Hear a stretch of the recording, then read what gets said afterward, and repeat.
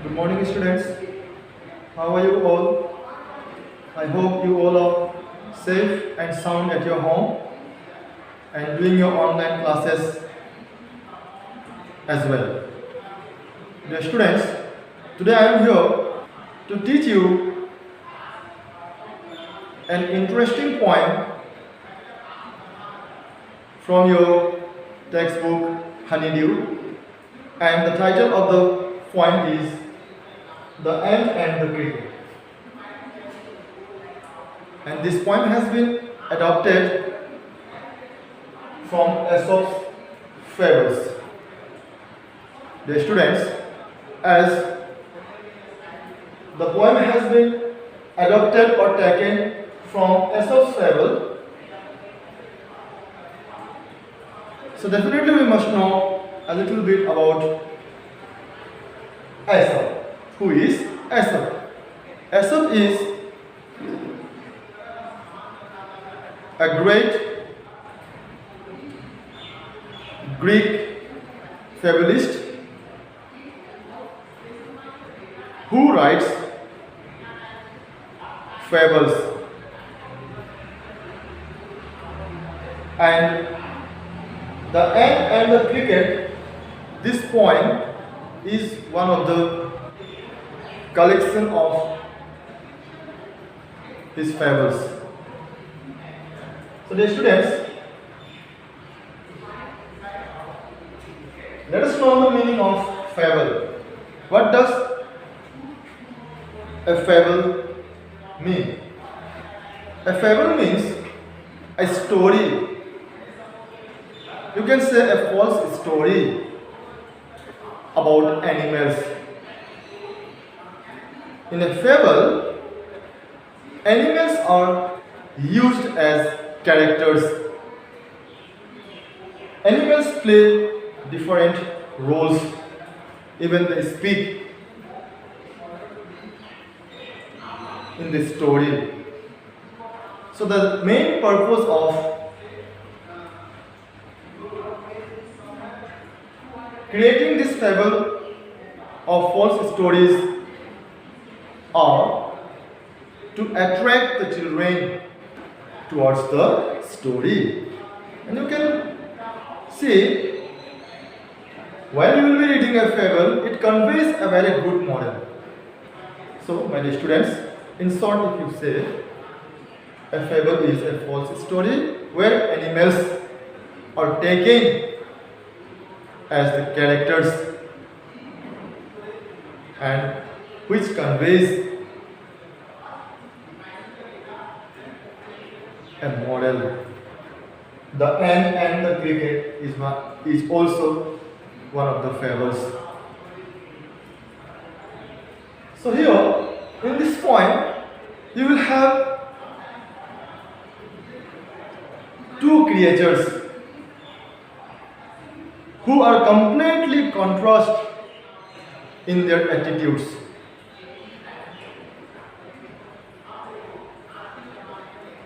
One is the ant and one is the cricket. Here, the ant is very industrious and farsighted, whereas the cricket is careless, foolish, as well as short-sighted. So here we have got the meaning far-sighted as well as short-sighted. Far-sighted means who thinks for his future is called far-sighted, and who does not think about his future is called short-sighted. Who is always busy in his present life is called short-sighted. Just like the cricket and the ant was the far-sighted. Dear students, in this class,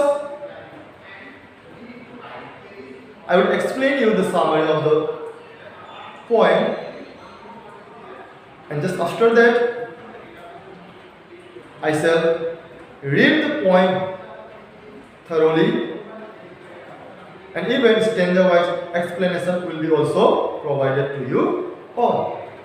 And while the poem will be reading, at that time, I will explain you the meaning of the difficult words which are already written on the green board. But before starting my explanation of the summary, I would like to you all, please take your pen, notebooks, as well as open up your books. So the summary of the poem begins like this.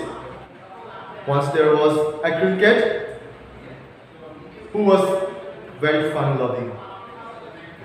He spent his whole summer season by singing. He did not think about his future. Whole day long he used to sing, haze to haze, means fencing to fencing, and just enjoyed his life in this way. He did not think that in winter some harsh condition will come. So when the days passed, winter came. So in the winter season, there was no food. There was scarcity of food all around. So when the cricket, he went to his room and checked his cupboard, means almirah, he found nothing. Even a small piece of bread also did not find. So now he was in great fear and tension for his survival. So he decided to approach the miserly ants who were very hardworking, and he decided to go to the miserly ant to ask for a help as well as shelter. When he reached the miserly ants and requested for food and shelter, the ant rejected his proposal. The ant said that they have certain principles. They neither give nor take. Even the ant suggested strictly to the cricket to sing the whole winter season, just like he used to sing in summer season. So you can see the ant did not give even a single piece to eat, because what he wanted to teach him a lesson, that he should be thoughtful for his future. He should not pass his time just doing fun and all. So it was the summary of the poem. So now I would read the poem for you all. After the first reading, we'll go for the second reading, and in the second reading I will explain you all these dangers line by line. So while I will be reading, dear students, please be attentive and just go through each and every words. A silly young cricket, accustomed to sing through the warm, sunny months of gay summer and spring, began to complain when he found that at home his cupboard was empty and winter was come. Not a crumb to be found, on the snow-covered ground. Not a flower could he see, not a leaf on a tree. Oh, what will become, says the cricket of me, at last by starvation and famine made old, all dripping with wet and all trembling with cold. Away he set off to a miserly ant, to see if to keep him alive he would grant him shelter from rain, and a mouthful of grain he wished only to borrow. He would repay it tomorrow. If not, he must die of starvation and sorrow. Says the ant to the cricket, I am your servant and friend. But we ants never borrow, we ants never lend. But tell me, dear cricket, do you lay nothing by when the weather was warm? Quoth the cricket, no. My heart was so light that I sang day and night. For all nature looked gay, you sang, sir, you say. Go then, says the ant, and dance the winter away. Thus ending, he hastily lifted the wicket, and out of the door turned the poor little cricket. Folks call this a fable.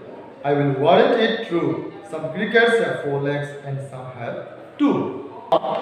Let us go once again the same poem, and it will be explained the difficult meanings as well. A silly young cricket accustomed to sing through the warm sunny months of gay summer and spring. So here you can see silly means foolish, accustomed means used to. So there was a silly or a foolish cricket who used to sing through the warm sunny months of gay summer and spring. Throughout the summer and spring season he used to sing. Began to complain when he found that at home his cupboard was empty and winter was come. And when the winter came, the cricket began to complain because he had nothing to eat in his cupboard, not a crumb to be found on the snow-covered ground, not a flower could he see, not a leaf on a tree. Even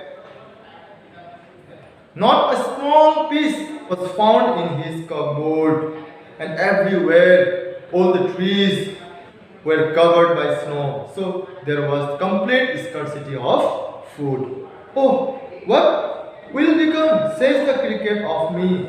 Now the cricket is greatly disappointed. What will become to me? Because I have nothing to eat. At last, by starvation and famine, made old. At last, what happened? As he was very hungry, so that hunger made him courageous, gave him great courage. All dripping with wet and all trembling with cold, away he set off to a miserly ant. Means, by waiting in the rain and trembling with cold. So in the winter season, when someone drenched or wet in rain, what happens? He trembles, he shivers in coldness. So the same thing happened to the cricket. Away he set off to a miserly ant. And he approached or went to the miserly ant to see if to keep him alive he would grant him shelter from rain and a mouthful of grain. He wished only to borrow, he would repay it tomorrow. So finally, what happened? The cricket, went to the miserly ant in the expectation that the ant will provide him shelter as well as a little bit of grain so that he can survive. And even he thought that he would repay it on the next day. If not, he must die of starvation and sorrow. And if the ant will not give him shelter and food, means definitely he is going to die. Says the ant to the cricket, I am your servant and friend. But we ants never borrow, we ants never lend. So now when he asked the ant for help, the ant straightly responded, "Dear cricket, I am your servant and friend." But we ants have a principle that we never borrow and we never lend. Means we never take and we never give. But tell me, dear cricket, did you lay nothing by when the weather was warm? Quoth the cricket, not. Again the ant asked, so my dear cricket, you please tell me one thing. During the entire summer season, you did not store or save anything? When the weather was very clear and warm, the cricket said, no. My heart was so light that I sang day and night. Means I was in a very happy mood at that time. So the whole day and night I used to sing. For all nature looked gay, you sang, sir, you say. And all the nature became very happy. You sang, sir, you say. Go then, says the ant, and dance the winter away. Now, what happened? The ant told, you sang? Sir, you were saying the whole summer season you sang. So, now this is the winter season. This winter season also you please go and sing. Because I have nothing to give you here. Thus ending, he hastily lifted the wicket. So, in this way, finally, the ant turned the cricket out. And out of the door turned the poor little cricket. Fox called this a fable. I will warrant it true. Some crickets have 4 legs and some have 2. So now, here, the poet Aesop, he has said that